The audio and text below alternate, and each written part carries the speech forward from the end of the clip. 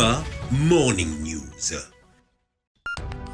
Partenariat Mali-Russie, le ministre des Affaires étrangères du Mali, Abdoulaye Diop, souhaite élargir la collaboration entre les deux pays au-delà des questions sécuritaires. Au sujet des sanctions de la CEDEAO visant des personnalités de la transition malienne, nous en discutons sur ce plateau avec notre invité, l'économiste Modibo Mao Makalou.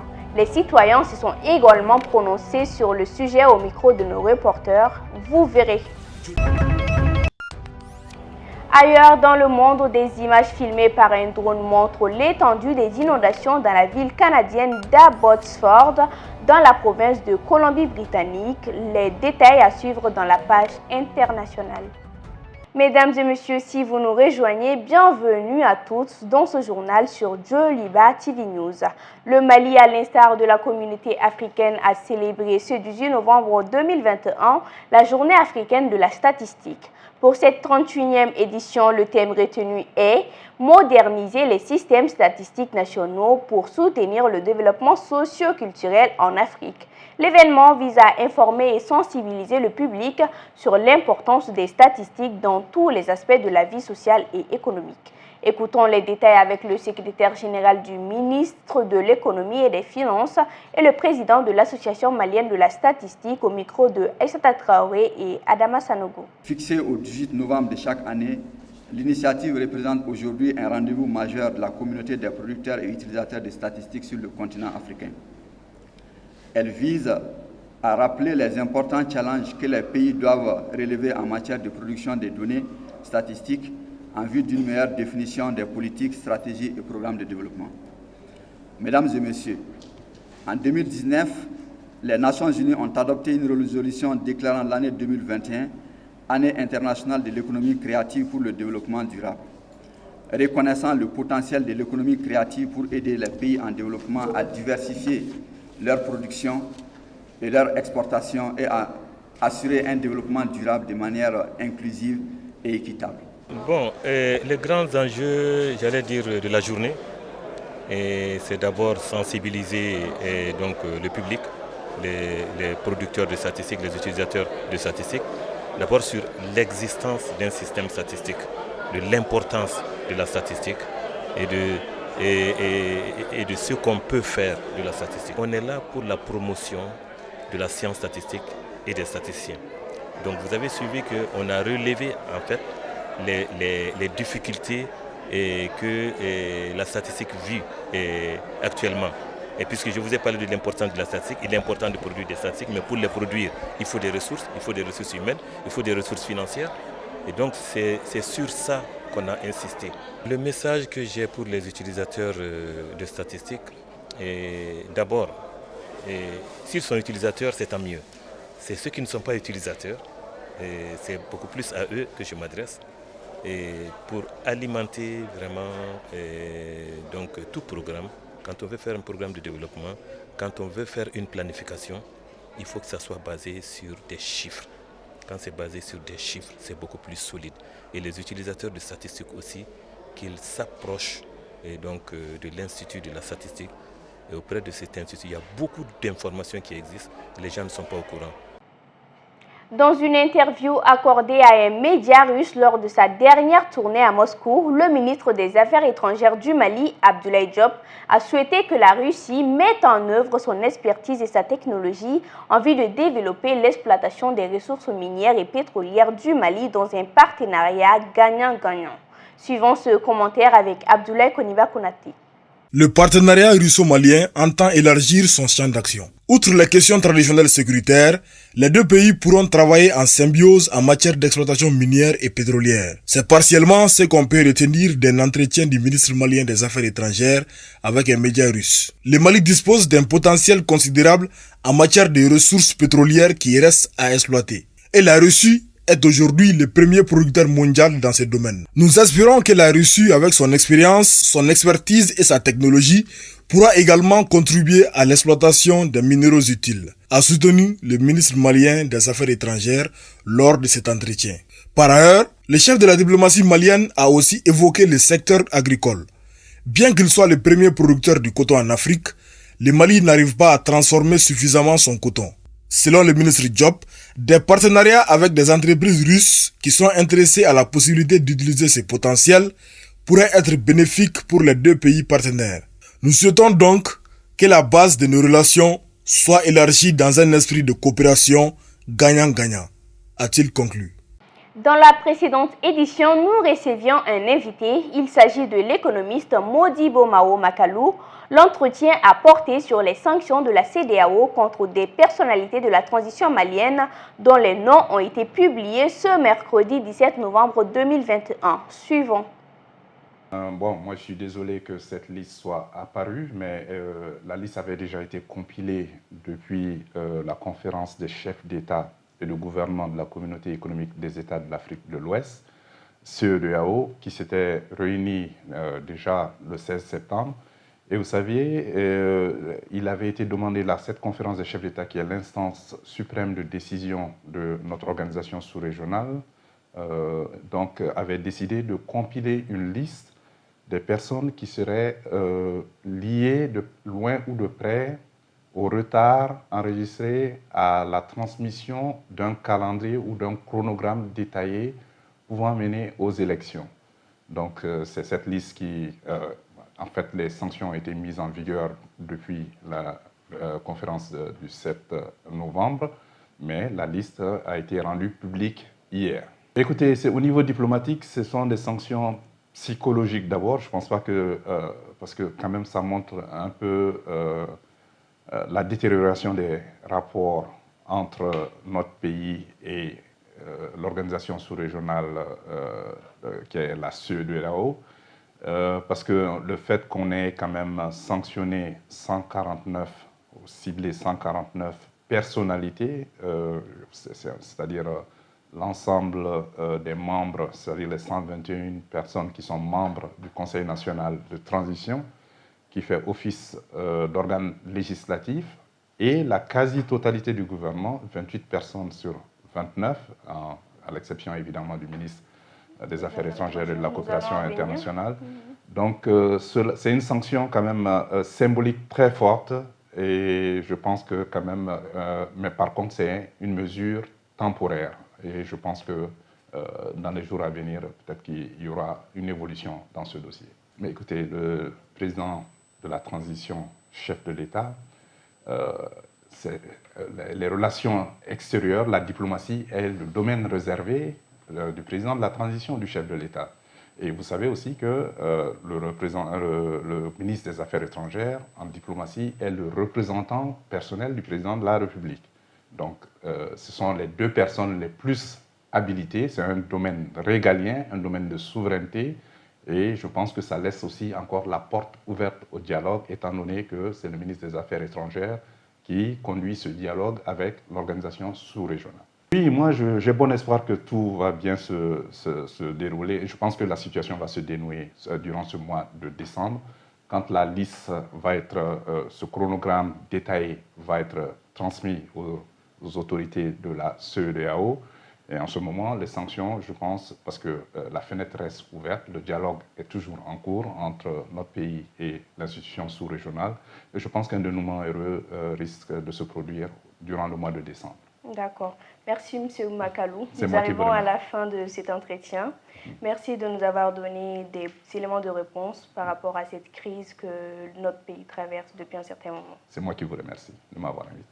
Concernant le même sujet, le Premier ministre Choguel Kokala Maïga et la quasi-totalité de son gouvernement figurent parmi les 149 personnalités visées par des sanctions individuelles infligées récemment par la communauté économique des États de l'Afrique de l'Ouest. Le président de la transition, colonel Assimi Goïta, le ministre des Affaires étrangères et de la coopération internationale, Abdoulaye Diop, sont épargnés par les sanctions. Qu'en pensent donc les citoyens maliens? La réponse dans ce micro-trottoir de Aminata Traoré et Bouré Madoubari. On peut même dire que 70% du pays est occupé à la part des djihadistes ou encore d'autres terroristes qui menacent. S'il faut d'autres sanctions, de priver nos autorités, c'est-à-dire des traditions, de partir parler nos problèmes ailleurs, ça c'est pas une bonne chose. Le Mali fait partie de l'un des créateurs de la CEDEAO. Et c'est les Maliens qui doivent vraiment décider leur sort. C'est très normal, le Mali n'est pas pour la CEDEAO. Tout le monde sait que la transition est une période exceptionnelle. Tout le monde sait que ce que Assimi et Assimi est en train de faire, vraiment, ils sont en train de poser des actes. Ils sont en train de poser des actes. Vraiment, il faut qu'on les laisse travailler. Pour moi, il faut prolonger la transition à 3 ans. C'est une décision pleine. Concernant cette décision prise par la CEDEAO, je demande à nos autorités, notamment à Assimi Goïta et à Abdoulaye Diop, de dialoguer avec les membres de la CEDEAO afin de trouver une solution définitive, car cette situation risque d'être compliquée pour les Maliens à l'avenir. Moi, je pense que la sanction de la CEDEAO, c'est pour nous faire peur, quoi. Sinon, la CEDEAO ne peut rien contre nous parce que le Mali est l'un des membres fondateurs de cette organisation sous-régionale-là. Et puis cette sanction-là aussi, pour moi, ça n'a pas assez d'effet, quoi. Parce que nous avons besoin de la CEDEAO comme la CEDEAO aussi a besoin de nous, quoi. C'est une coopération bilatérale. Alassane Keïta, le promoteur des complexes scolaires Cheikh Modibo Diarra et de l'Union de Hamdalaye, était natif de Tombouctou. Après son cursus universitaire à la faculté des sciences humaines de Bamako, M. Keïta s'est lancé directement dans la réalisation de son rêve d'enfance, notamment l'enseignement. Cette passion l'a conduit à la création de sa propre boîte qu'est l'école Cheikh Modibo Diarra. 16 ans après, l'homme a fait un grand parcours. Aruna Salia Kone nous propose son portrait. L'éducation est plus qu'un métier, c'est une mission qui consiste à aider chaque personne afin qu'elle grandisse et s'épanouisse, disait le pape Jean-Paul II.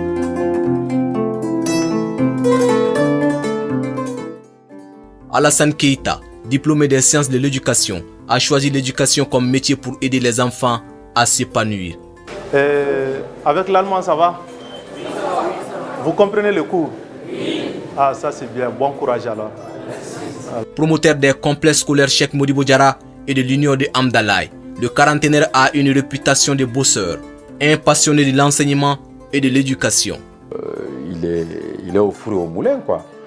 Et tout ça avec comme objectif engranger de très bons résultats à la fin de l'année scolaire. Donc c'est quelqu'un avec lui, ça badine pas, quoi. C'est quelqu'un c'est un fou de travail, comme je dis. Il se bat et tout ça. Il aime beaucoup les enfants. C'est quelqu'un qui aime les enfants, qui aime l'éducation, qui tient à leur réussite. Justement, son amour pour l'éducation lui a conduit en 2005 à la création de sa première école, l'école Cheikh Modibo Diarra. L'école Cheikh Modibo Diarra a été créée le 1er octobre 2005 à Hamdalaye. Donc aussitôt, dès que j'ai fini maintenant avec l'université, avec ma maîtrise en sciences de l'éducation, donc je me suis dit qu'au lieu de travailler comme ça pour les gens, pourquoi ne pas créer ma propre boîte et créer de l'emploi en même temps aussi et en même temps m'exercer dans ma passion. Maintenant, c'est une passion d'enfance. Depuis que j'étais tout petit, j'ai aimé enseigner, en même temps j'ai aimé les enfants. L'école Cheikh Modibo Diarra d'hier est devenue le complexe scolaire Cheikh Modibo Diarra d'aujourd'hui. Comme toute grande œuvre, il faut aller étape par étape.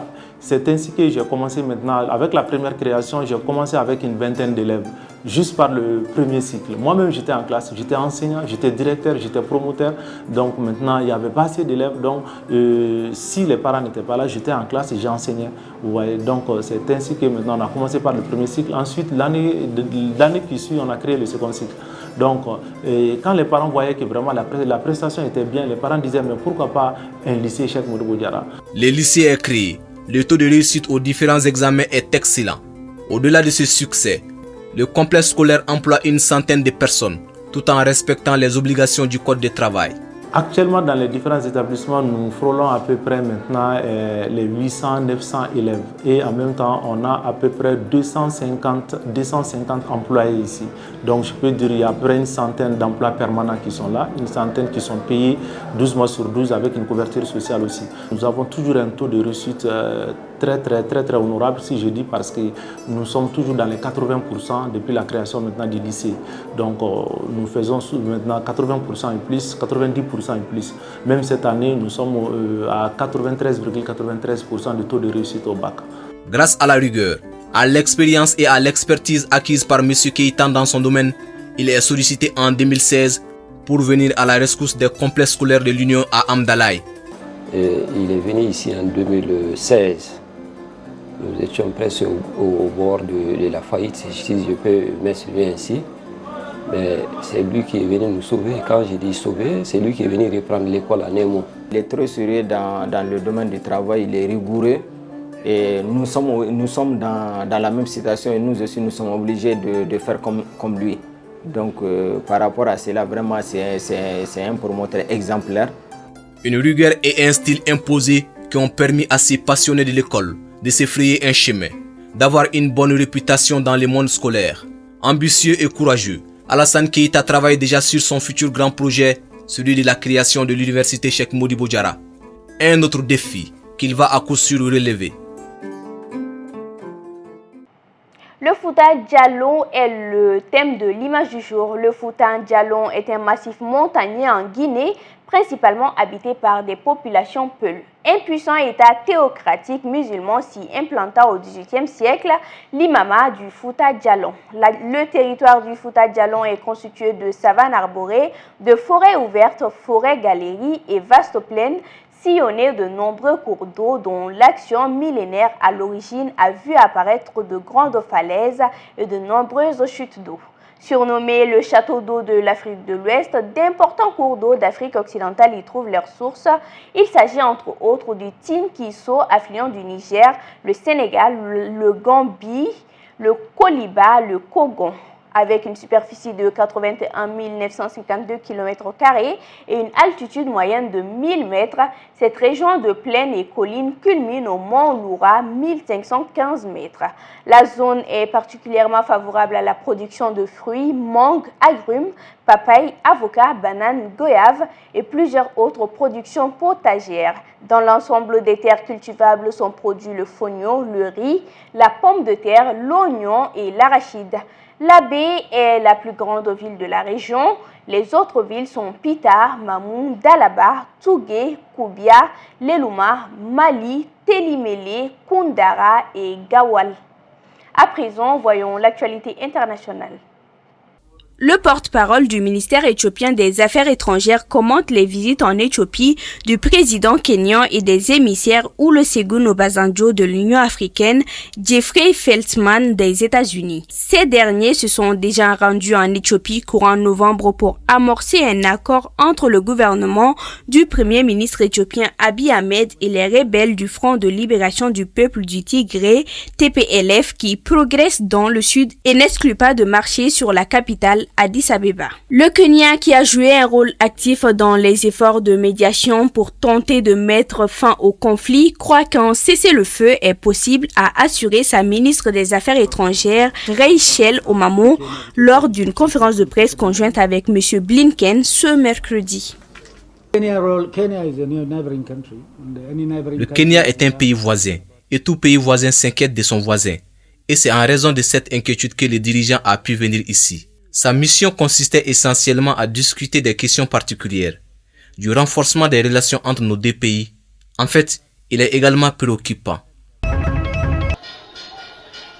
Les forces de sécurité soudanaises tirent des grenades lacrymogènes sur des manifestants anti-Punch à Khartoum lors de la journée la plus sanglante depuis le coup d'État du 25 octobre avec 15 morts. En matinée ce jeudi, alors que les communications téléphoniques avaient été rétablies après une coupure lors de la répression, les forces de sécurité ont de nouveau tenté de disperser des dizaines de manifestants restés sur leurs barricades dans la banlieue nord de la capitale. Le cœur de la mobilisation qui réclame un gouvernement civil dans un pays sous la férule de l'armée, quasiment en continu depuis 65 ans, a désormais un bastion. Khartoum Nord, banlieue reliée à la capitale Khartoum par un pont sur le Nil. Là, mercredi, au moins 11 des 15 manifestants tués au cours de la journée sont tombés sous les balles des forces de sécurité qui visaient, selon un syndicat de médecins pro-démocratie, la tête, le cou ou le torse.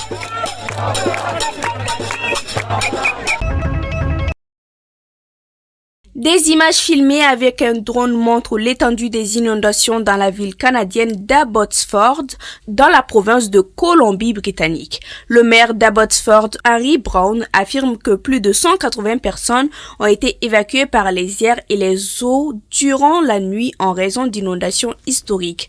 Des pluies torrentielles tombées dimanche et lundi ont provoqué des glissements de terrain et des inondations tuant une personne et conduisant à l'évacuation de milliers d'autres dans le sud de la province. Le gouvernement canadien avait annoncé mercredi l'envoi de l'armée en renfort pour aider les milliers de personnes évacuées dans l'ouest du pays. Le ministre britannique de la Défense Ben Wallace, en déplacement en Pologne, rencontre son homologue polonais et assiste à un exercice militaire. Plusieurs milliers de migrants originaires, principalement du Proche-Orient, sont bloqués depuis des jours le long de la frontière polonaise dans l'espoir de gagner l'Union européenne. Mais Varsovie ainsi que les deux autres voisins européens du Bélarus, la Lituanie et la Lettonie, refusent de les laisser passer. Un premier avion transportant des migrants irakiens a quitté jeudi le Bélarus que les grandes puissances accusent d'avoir provoqué un afflux d'exilés à sa frontière avec la Pologne, où Varsovie a procédé à l'arrestation d'une centaine d'entre eux. Le jeune plasticien malien Mohamed Dembélé est l'un des grands espoirs de la peinture malienne, tant par la maîtrise de sa technique qui frôle le figuratif et les messages qu'il véhicule dans ses œuvres. Lauréat de plusieurs prix, Mohamed Dembélé rêve aujourd'hui d'exposer dans les plus grandes galeries du monde. Youssouf Koné et Ladji Malik Guitei.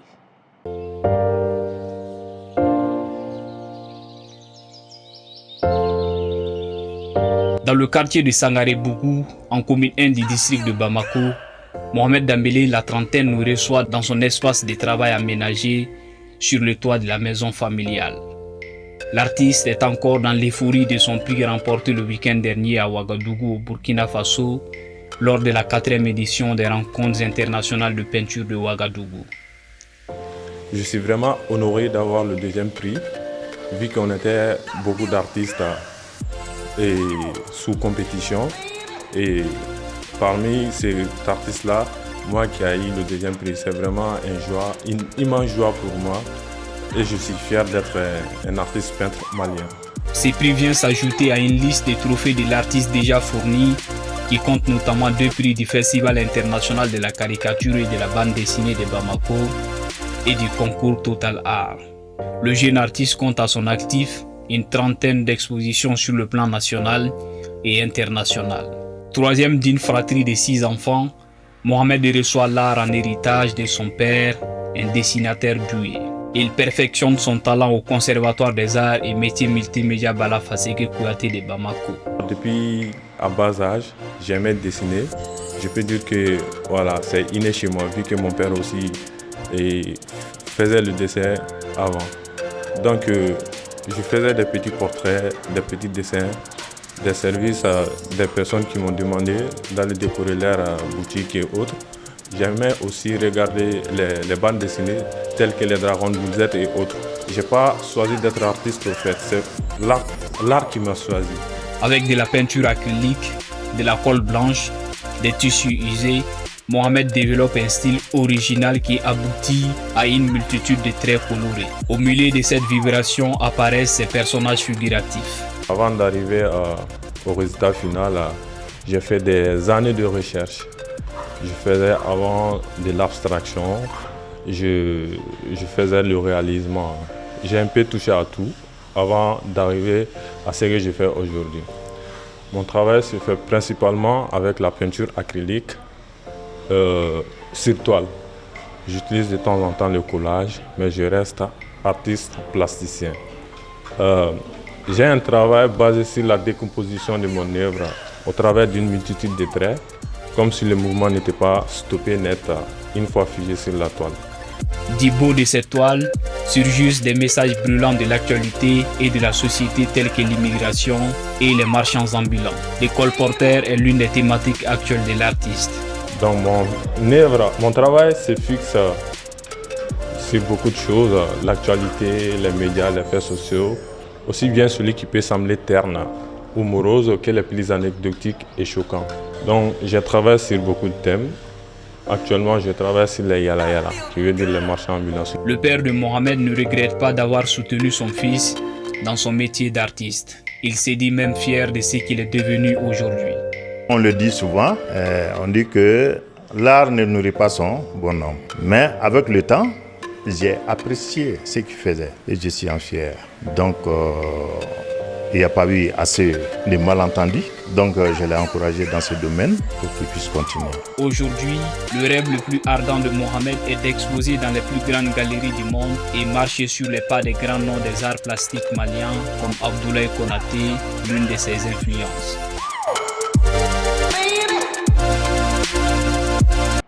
Fidèles téléspectateurs, ainsi s'achève ce Joliba Morning News. Merci à vous de l'avoir suivi. Excellente suite de programmes sur Joliba TV News.